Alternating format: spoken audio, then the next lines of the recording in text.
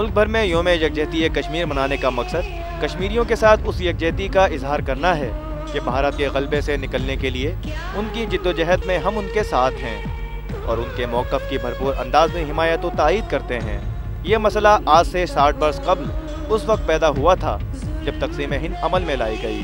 اس تقسیم کے فارمولے کے تحت آبادی کے لحاظ سے مسلم اکثریت ہونے کے ناطے کشمیر پاکستان کے حصے میں آتا ہے، لیکن اس وقت کی ہندو قیادت نے انگریز حکمرانوں کے ساتھ ساز باز کر کے اس علاقے پر ناجائز طور پر قبضہ کر لیا۔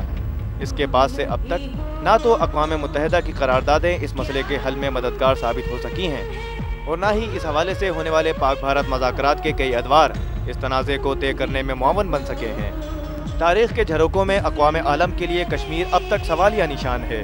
3 جون سن 1947 میں جب تقسیم ہند کا فارمولہ طے ہوا تو کشمیر کو اسٹینڈ اینڈ اسٹل کے معاہدے میں ڈال دیا گیا۔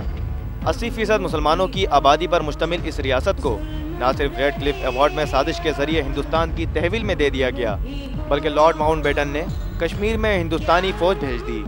دوسری جانب مجاہدین کی زبردست مزاحمت سے خوفزدہ ہو کر بھارت اس مسئلے کو 1 جنوری سن 1948 کو اقوام متحدہ میں لے گیا۔ جموں و کشمیر پر جبراً قبضہ کر کے دراصل بھارتی قیادت نے تقسیم ہند کے لیے طے کیے گئے اصولوں اور ضوابط کی خلاف ورزی کی ہے۔ اس لیے مسئلہ کشمیر حل کرنے کی کوششوں کے ساتھ ساتھ بھارتی حکمرانوں کے خلاف فارمولہ تقسیم ہند کی خلاف ورزی کا مقدمہ بھی درج ہونا چاہیے۔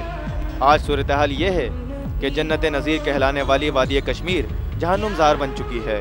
بھارت کی 7 لاکھ سے زائد سیکیورٹی فورسز وہاں موجود ہیں، جنہوں نے کشمیریوں پر ظلم و ستم کا بازار گرم کر رکھا ہے۔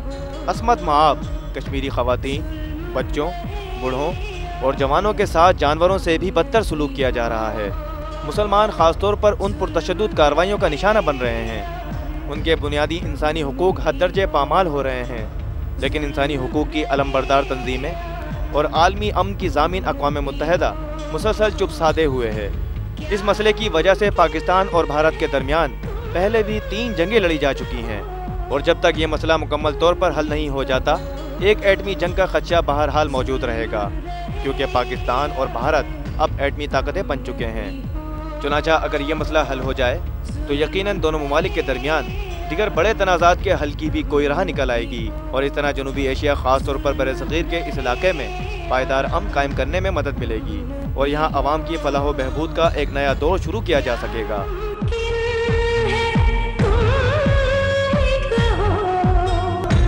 Salman Ahmed, business plus, Karachi.